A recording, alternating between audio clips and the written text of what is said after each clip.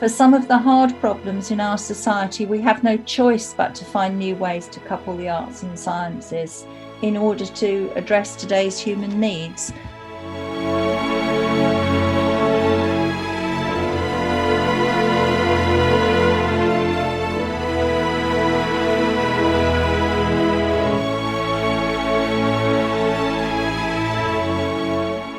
Well, at the moment, I'm working on making some dyes with ivy berries and oak galls and dyeing fabric using mordants, which are alum, tin, iron and chrome or copper. Yeah. So I was quite aware that there's a very obvious link between art and science in terms of using materials, which is quite a basic sort of link. I'm also reading a book. It's about walking, but it's also a lot about using new technology. Mm-hmm. So I suppose the new media in arts is also the same sort of strong link with science. Definitely. And I think a lot of really great stuff is being done, especially in the field of mapping and linking mapping and art. And I mean, maps in itself are, of course, a piece of art. And that's where the whole art of mapping comes from, is from creating visual images of something you want to show to people. And I think very often nowadays, we as scientists, we tend to think of maps as something that is just basically a way to show data, and we don't really think about the artistic part of it. But I think maps are a wonderful example for how art and science go hand in hand. And perhaps also how they're always political. Mm-hmm. And another thing about, we might talk about knowledge and where that fits, how we approach knowledge, but that it as always depends on the person perceiving it and the context in which it's made. And that's very true for maps, which perhaps people have thought at one time were objective. Yes, exactly. And I think probably often still maps have this image of somehow being objective. And I think this whole discussion on the different points of view that are being highlighted just by how a map is designed, that discussion hasn't really been in the center of attention for a long time. I know that when I went to university now and we did mapping, it was definitely being discussed and it was being presented to us. But the professors who were talking to us, who were all a little bit older, said that to them, that had not been explained at all when they were at university. So they still very much came from the idea of that a map is an objective way of representing data, which of course it isn't at all. No, not at all. No. And in the introduction to that book is by somebody from the Leonardo Society, which is a society for the arts, sciences and technology. And he says, for some of the hard problems in our society, we have no choice but to find new ways to couple the arts and sciences in order to address today's human needs. And I thought that was quite an interesting point too, that we're at a new place with new challenges where we probably have to work together. Yes, and I think that's actually a really good point, addressing human needs. Because I was just reading a very new article by one of my former professors, and he is researching into artful sustainability governance. So he is talking about using art for policy making. So it's sort of the next step. Once you've got the science and then you want to use science to build policy, and he's talking about how can we integrate art into the participatory methods when we're looking to develop policies that actually help people. And his point is very much that good policies should always pay close attention to the well-being of people, and that's an approach, because we as humans are multi-sensory beings. You have to have the sensory approach in there, and the arts can really help to open pathways to engaging all of our senses in policy development, rather than always making it a very brain-based exercise where you get people around the table and you discuss, and you list all the different points of view, and the one stakeholder says this and the one stakeholder says that. But he's talking about how could we integrate the arts in really releasing things on almost a deeper level of people's well-being. But he's not just talking about using the arts to kind of communicate the ideas to people. He's talking about the way they're generated. Yes, exactly. And I think that's the new idea, because I think the idea of communicating via the arts is by now relatively widely accepted, and everyone can kind of make sense of that. Although even there, I think there's still this question of legitimacy. Some art forms are seen as more legitimate, for sure, to communicate science than other art forms. But I think he's very much talking about really integrating arts into the research process, and into basically, he's coming from a background of social research. And I think that he's really talking about how can we use certain artistic practices in order to supplement the brain-based research. It's very much also sort of questioning the philosophical background of science, which is still, of course, very much based in the Enlightenment. And all the philosophers then very much were focused on the brain and the ratio, and that the brain needs to control the feelings, and that the body is something that we're kind of we shouldn't consider when we're talking about science. And then there's this whole new idea, a relatively new idea, that well, actually we don't only have bodies, we are bodies, and the whole sensory part of us is extremely important and has a huge effect on how we think and how we feel. And that should be something that should be considered when you're looking at how you're going to implement certain policies based on science that are then going to have an effect on people's lives. So we should look at it in a more holistic way and not think of ourselves as a separate mind and body, just as we shouldn't think of ourselves as separate from nature or the rest of the environment. We are all part of the same set of systems and interrelationships. And that's really interesting. And I think with art, what at least what art does for me is it's all about connecting. I mean, about connection somehow. Like if I hear music, or if I play music, or if I see a painting, or if I interact with material, it's all about feeling connected to everything that's around you. Like for me, it doesn't really, I think it's just a pathway to somehow connecting with everything around you. It's not something that I just look at through a window without really reaching into it. But for me, art is something that is very much reaching out and touching and sort of. So, I mean, certainly my art is, I'm just trying to think if that goes for everything, but I understand what you mean, that it is about connection. I certainly think that even in the ways that science and art have worked traditionally, there are ways that are similar in their approach to things, like maths and music are always linked. And it is something about looking at things with great intensity and exploring and discovering and experimenting with things in order to find out. And I suppose really they're both quite philosophical in the end. They're both aspects of a philosophical approach to how our place in the world. Yeah, and our sense of who we are and where we are in the world. It's like this false divide between humans and nature. I think it's a false divide between art and science, because people in decades past have somehow viewed art as something maybe more playful, or something that isn't quite as serious as science, whereas science very much was hyped up to be this completely objective way of portraying. Maybe it's that point actually, with science seemingly objective, art seemingly subjective, and that's what's created that kind of rift between the two. But I would completely agree with you that actually it's something that's quite alike in the way that looking at systems, trying to figure out things, paying attention to detail, and kind of putting things together in a way that makes sense. And maybe in science too, you have to be a bit playful to actually find anything out.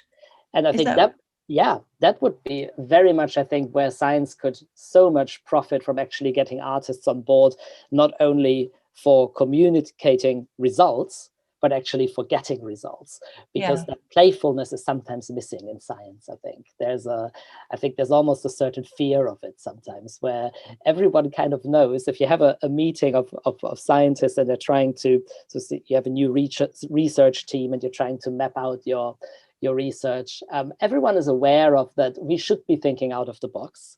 We should be creative. I mean, there's a very strong, especially with younger scientists, I think there's very, very strong awareness of all of that. But then to actually make that step to say, well, let's try this, or, oh, I have a crazy idea, let's do this. And I think that's something that to an artist is very the second nature, that you just say, well, let's just try it, let's play around with it, let's see what happens. And I think a lot of scientists would be kind of like, play around with it, but what if it doesn't work? And it's like, well, then it doesn't work, then we try something else. And I mean, yes. I, as a songwriter, or like as a composer, I will never use all of the ideas that I have while I'm writing a song. It's completely normal that I'm playing around with one idea and I'll try it out, and then maybe it fits, maybe it doesn't, maybe it needs changing, and all of that is like an organic process. And I think very often in science, there's this expectation of it has to be a straight line from A to B. And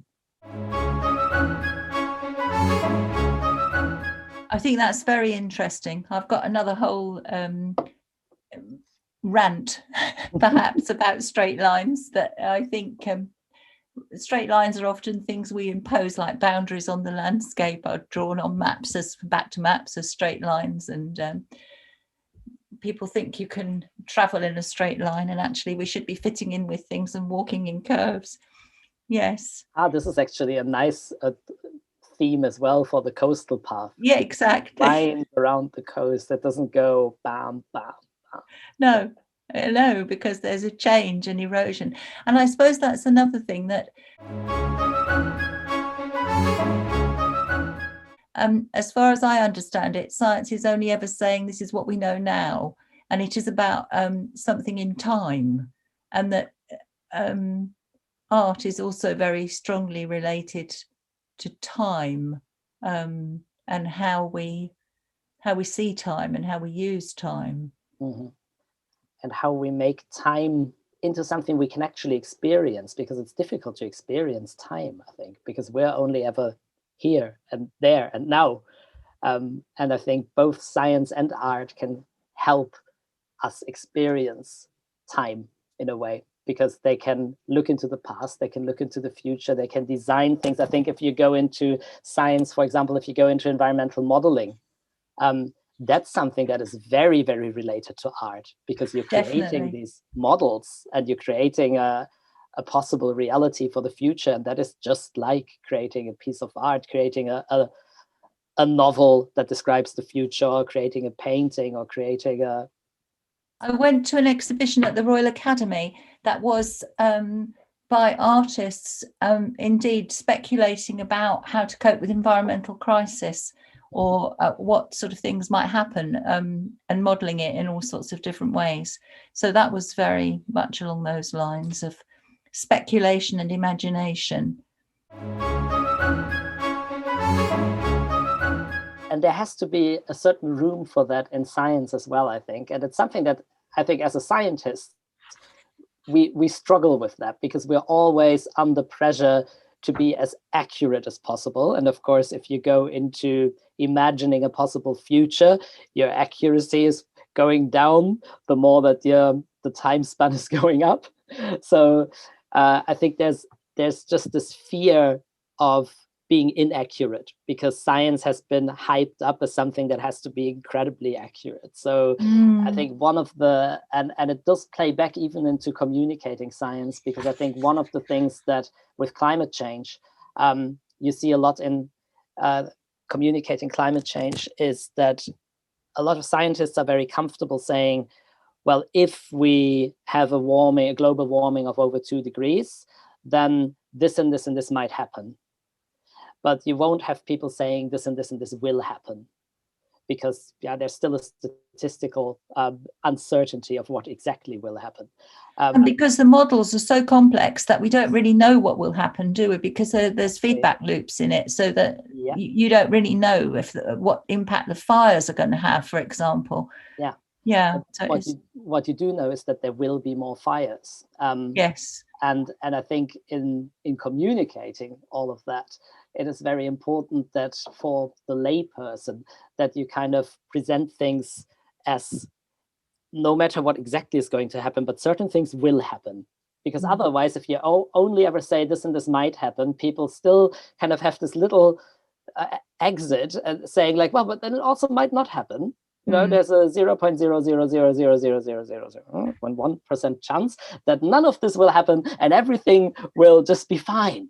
And that's, of course, what people would like to believe. So I think it's really important to, even if we strive for accuracy, and even if we know that the future can't be modeled with any type of 100% accuracy, that we still sometimes put our foot down and say, but, you know, certain things will happen. Yes. Yeah. And we don't know how fast. Yeah. But when you're talking about speculation and accuracy, there's another link, I think, between art and science, which is something to do not exactly with accuracy, but with integrity. Something about when you look, you have to look with complete honesty. It's not exactly about being objective. It might be about recognizing how you are subjective, but it is about bearing witness. It's about being absolutely truthful, which is kind of linked to accuracy. It's linked to being very specific in the here and now, as well as speculating. Yeah, it's almost trying to create this synthesis of truthfulness on the one hand, but speculation, room for playfulness and speculation on the other hand. I just was in touch with an artist who's doing bronze statues of sea animals, and he was talking about how he is not really interested in, even though his statues do look very realistic, but he's not interested in portraying the exact correct proportions. He's interested in bringing across the feeling of the animal through his art. And I think that would be a good example for that, where you say you look at it in honesty, you're aware of what you want to do, you are accurate, because the octopus still has to look like an octopus. If it looks completely different, no one's going to know what you're trying to do. But at the same time, you allow yourself that subjective approach where it's like you have a certain goal that you want to reach, and you have a certain playfulness in reaching that goal. And you have it depends about what you mean by being true, doesn't it? That you're true to something, but it may not be a representation of truth. Yes. Yeah. Yes. That you're true about it. And I think that this is exactly a sphere now where a lot of scientists I know, natural scientists I know, would probably say, whoa, stop, this is getting far too philosophical. It's starting to talk about the representations of truth. I'm out. And I think that's a related problem almost, that there's a certain fear of philosophy sometimes within natural scientists, because but within the arts as well. I mean, a lot of people would say, but isn't it just about making something that's nice to look at? And we don't want to get into that discussion about philosophy. Yeah. And it's funny how philosophy has become kind of like the elephant in the room sometimes, where it's like, well, it is really a philosophical question that we're discussing here, but no one kind of wants to say it. That is the philosophical question. Yes. And that could be another thing where both could profit, I think, science and art, if you bring people together and you start having these discussions, and it almost forces you to become more philosophical, because you do come from a different background. So in order to find that common ground, and then you point something out like, it's actually different ways of looking at truthfulness. And bam, you're in a philosophical sphere and you're talking about it. You've said quite a lot about people being together and talking.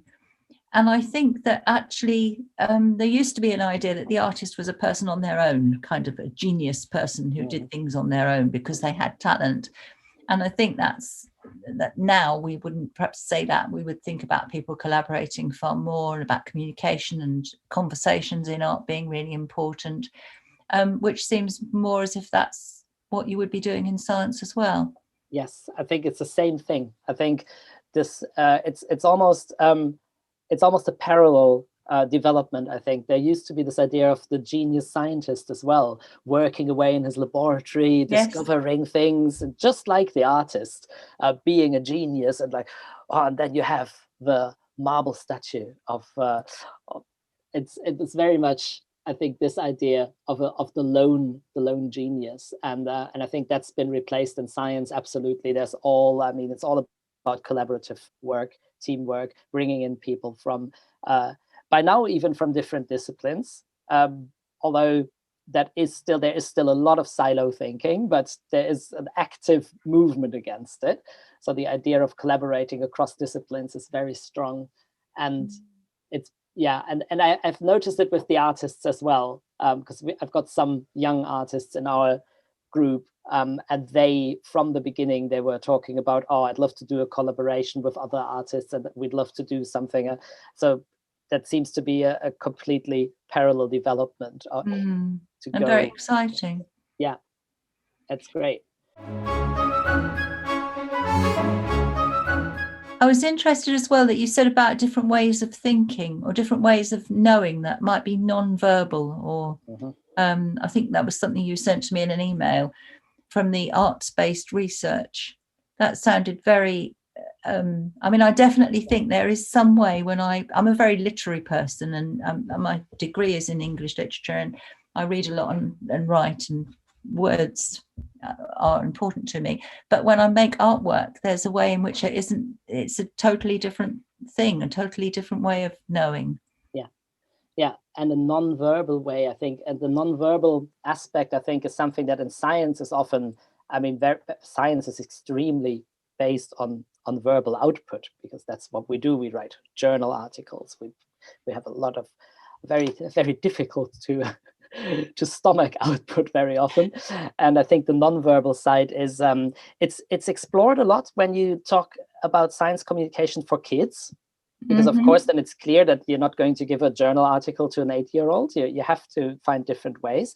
I think grown-ups are a bit left behind sometimes. I think grown-ups would also like some more non-verbal approaches sometimes. And I think there things like dance or music, instrumental music, could be very, very powerful. And that hasn't really been explored, how that could be used. That's what I was talking about earlier when I said some forms of art are seen as more legitimate than others to communicate science. And I think, for example, dance or instrumental music, a lot of people would struggle with the idea of using that in science communication because there are no words. It's almost like there used to be back in the days of Mozart and Beethoven. It was very much this discussion of instrumental music versus music with lyrics, and all the Enlightenment philosophers of the French Revolution, they were all like, "Oh, music without lyrics, that's basically worthless. That doesn't have a content. You can only have content if you have words." That's what they were saying. Yes. And then Schopenhauer came in and said, "No, this is complete rubbish. Instrumental music is really powerful." And I think it's interesting because you could kind of project that discussion onto science communication, where there's a lot of focus on visual art. I think painting is very legitimate. Stories like well-researched fiction, for example, is very legitimate. Maybe music with words would be very legitimate. But if you look at expressive dance or music without words, or just more experimental forms of artwork, I guess a lot of people be kind of like, but is that, how could we, I'm not comfortable with saying, labeling that it's as science communication. So I think there's a lot of things that we could still explore. And maybe not only about communicating, but how, I don't know how this would work, but how you actually know things, because there are ways that you know things when you're making art, visual art too, which are not, they're from somehow a different part of your brain, or what your brain working in a different way. And I feel that might be relevant somehow, but I have no idea how, really. Yeah. I think that what you were referring to from my email was the thing about arts-based research, where it says that It recognizes that art has always been able to convey truth. Yes. It recognizes that the use of the arts is critical in achieving self-other knowledge. It values pre-verbal ways of knowing, and it includes multiple ways of knowing, such as sensory and imaginary. And I think that pretty much covers a lot of the things that we talked about now already, and how it could enhance our way of doing science. Because I think discovering ways of knowing, I mean, that's what science is all about. It's about discovering new ways of knowing and sort of pushing things further. But it's just a very exciting thought that there's still a whole level of knowing that we're not even touching when we're just doing this sort of very, very verbal, very analytical type of thing. I think it might all be brain-based, but but not analytical. That's I think it is exciting, and that it does seem as if we need new ways forward at the moment. We need to have a different relationship with the world that we're in and with each other. And so it seems quite important. With each other as well. I think that's another thing I was just discussing during our walk, about how art can also just influence us in a way that it just opens our minds to different approaches also of dealing with other people. And that's also so important. I mean, also if we're looking at certain movements, for example, we're going to have a lot of movement of people in relation to climate change. New people are going to come. There's going to be a lot of stress put on certain societies, lots of who will have to deal with people coming in. And I think having an open mind and finding a way to deal with your what you would call gut feeling towards these newcomers. I think if you could engage people more into sort of unleashing some of that non-verbal, more feeling-based. I'm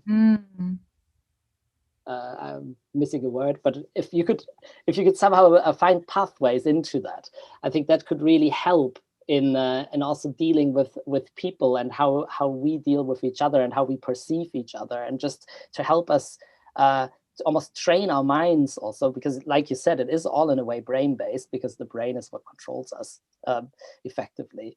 But just train our minds to be open and to be receptive because art is a lot about receptiveness, isn't it? It is, yes. And I think that's a big thing as well, keeping our minds receptive. The exhibition that I'm preparing for with a group of people at the moment, that this talk might be part of, is called Power Up. And we began to talk about it and came at that title because of our sense that people feel very disempowered or lacking in power, lacking in a voice. And I think that's to do with the opening up as well, is giving people, or that sounds a bit patronizing, giving it to people, but creating a space in which people can express what they feel, can know what they feel, can know what they think, and can communicate with a range of other people. So as you're saying, that instead of having boundaries, we're having an openness and a receptivity. Yeah, and empowering people. I think that's also something that is now a very popular idea, also in policy making and generally in working with people, and also, of course, a lot of the idea of ocean literacy is all about empowering people through giving them more knowledge. And I think empowering people, for me, in terms of art and opening up these pathways for people to experience different levels of knowledge and of knowing the truth, would also always include actually getting people to do art, because I think that is so key, and so many people have such almost like with science, there's this idea. I mean, science, they say, is in the ivory tower. I don't know where art is, but there's this another idea ivory tower. Exactly, that normal people don't have a connection to either of the two. Like there are scientists, there are artists, and then there's the normal population who is not who's maybe a receptor. So they will go to a museum and look at a painting, or they will receive information at university or at school, but they are not really involved in creating it themselves, and that's kind of what makes them feel like it's not part of their reality, really. And I think we need to make people feel like it is part of their reality, and there is not that disconnect that you feel. So I think getting people to actually produce art and awakening that inner artist that is in everyone. Because like away from that genius cult thing where it's like, oh, and I don't have the talent to be an artist. Where you say, well, no, but you can go and be expressive and do your thing. And it's not about this idea of being the next Michelangelo or being the next Mozart. It's about engaging. And and also that it's not that science isn't just something completely alien and separate. So it is this. I think it's seeming more and more important to break down those divisions between the two, or to find ways of communicating, across. I think you were talking about the importance of thinking out of the box and working with others in that way. Ending it on the need to bridge the rifts, the gaps that are there at the moment, in order to kind of come together in a more holistic approach to the world, really. Going away from this very analytical approach of always separating everything and breaking everything down into its little pieces. And this is where systems thinking would come in, and this whole other thing about that you need to see the big system and you can't break it apart into little pieces, try to understand every single little piece and then expect to understand the system. And then you're also back with art, because looking at a complicated system is like looking at a very big painting or at a piece of art, and sort of getting it's a lot about seeing the aesthetic of the big thing, rather than zoning in on just tiny pieces of the big thing, which is what analytical science has been doing a lot. I think I hone in on details in my artwork, but then maybe it's like the small thing has everything in it as well. So like that Blake said about the grain of sand. All of heaven is in a grain of sand or something. No, absolutely, because every little piece is kind of like a mirror piece of the big thing that it belongs to then again. And I think with because I was thinking about you doing the work in papier-mâché and thinking about geology and about layers, liquid layers becoming hard. And I think this would be a wonderful way for people to work themselves with that material, experience that, and maybe have a geologist there who would at the same time kind of talk about how Earth's crust is building up. And which I find I had geology at university. I found it extremely hard to imagine the geological time spans, because it's beyond what we can imagine. And I think that could be a great help to that, actually be working with a material and experiencing that in a super fast forward. And then looking at the outcrop and kind of realizing, I see these layers now. And so seeing how it goes.